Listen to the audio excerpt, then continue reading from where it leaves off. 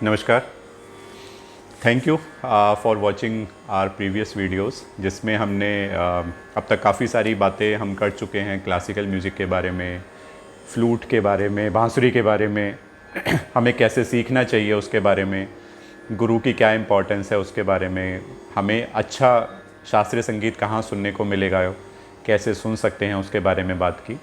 लेकिन हमने अब तक जो भी बातें की उसमें काफ़ी लोगों के क्वेश्चन उत्सुकता से आए कि हमें भारतीय शास्त्रीय संगीत क्यों सुनना चाहिए, उसके क्या इम्पैक्ट हैं, क्या फ़ायदे हैं। क्योंकि आजकल हर कोई भी काम करने से पहले उसमें कोई फ़ायदा देखना चाहता है, ढूंढता है।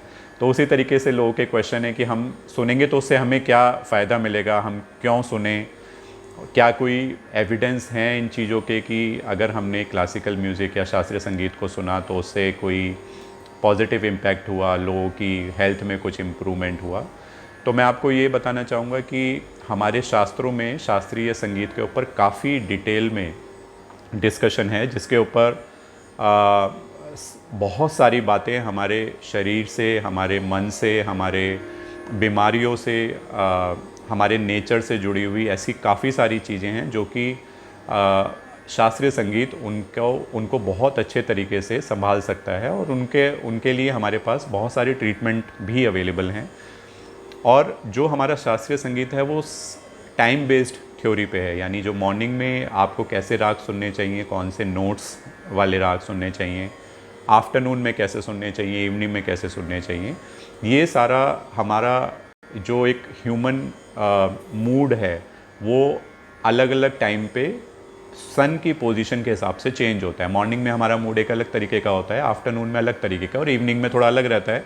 रात को हम थोड़ा सोने के मूड में होते हैं, थोड़ा शांत मन हम रखना चाहते हैं। मॉर्निंग में ऑटोमेटिकली हम थोड़े शांत होते हैं, थोड़ा सा मेडिटेटिव मोड में रहते हैं, तो उस टाइम के राग अलग है। तो ऑलरेडी साइंटिफिक थ्योरी बेस्ड हमारा जो शास्त्रीय संगीत है वो है। ये ऐसा किसी ने एंटरटेनमेंट के लिए इन सब चीज़ों को डिज़ाइन कर दिया, ऐसा नहीं है।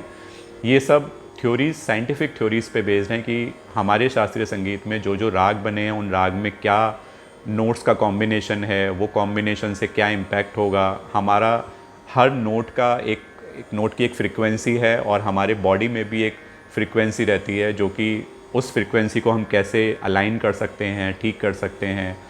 अगर आपके हेडेक है आपको, या आपको हार्ट की प्रॉब्लम है, तो उन सब परेशानियों के लिए, स्किन तक की प्रॉब्लम के लिए शास्त्रीय संगीत में सभी तरीके के ऑप्शंस अवेलेबल हैं, जो कि आप अगर जैसे आप किसी बीमारी के इलाज के लिए आप एलोपैथिक, होम्योपैथिक या आयुर्वेद का इलाज लेते हैं, उसी तरीके से म्यूज़िक में भी वो सब चीज़ें शास्त्रीय संगीत में ख़ास तौर से अवेलेबल हैं।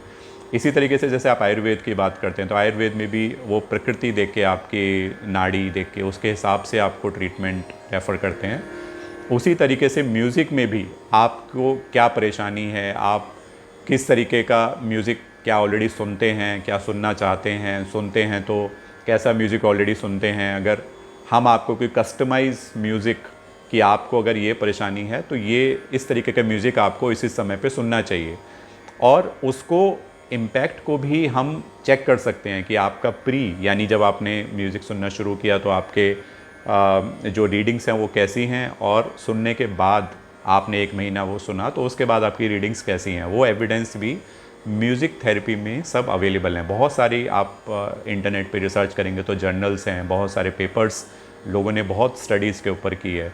इसी तरीके से मनोविज्ञान, उसके अंदर भी म्यूज़िक का बहुत मेजर इम्पैक्ट है। जो ऐसे बच्चे जो कि मोटर स्किल्स जिनके चैलेंज हैं, बैलेंस नहीं बना पाते, कलर नहीं पहचान पाते, समझ नहीं पाते, समझने में टाइम लेते हैं, जो इस तरीके की परेशानी है, वो भी लोग म्यूज़िक थेरेपी के थ्रू उनको सॉल्व कर रहे हैं। अभी उत्तराखंड में एक लेडी है जो एक ऐसे ही स्कूल में काम कर रही है, और वहाँ पे 1.5 ईयर, 1.5 साल में उन्होंने बच्चों में 60 to 70% उनके मोटर स्किल्स को इम्प्रूव किया केवल म्यूज़िक से। तो ये सब चीज़ें एविडेंस पे भी अवेलेबल हैं, एक तरीके का ट्रीटमेंट भी है।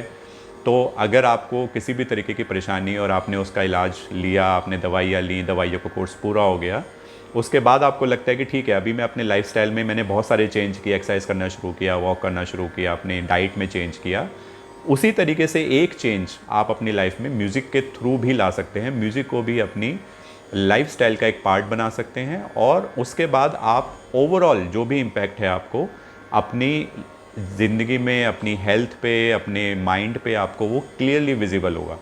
तो ये सब जो थ्योरीज़ हैं, जैसा मैंने बताया कि आयुर्वेद में भी, इवन एस्ट्रोलॉजी में भी ये स्टडी है, जहाँ पे आपके कर्मों के अनुसार, आपके ग्रहों की दशा के अनुसार कैसे राग आपको सुनने चाहिए, इस तरीके की थ्योरीज़ भी हैं। तो मेरा कहने का मतलब केवल ये है कि शास्त्रीय संगीत आपको केवल एक चीज़ के ऊपर टारगेट नहीं करता। शास्त्रीय संगीत इतना वास्ट है, इतना साइंटिफिक है और इतना डिटेल्ड है कि वो आपको हर तरीके की परेशानी के लिए एक इलाज, एक मेडिसिन, एक ट्रीटमेंट दे सकता है। बस इसमें जो हमको देखने वाली बात है वो ये है कि हमें उस पर विश्वास रखना होगा, पूरे मन से सुनना होगा, अच्छा सुनना होगा।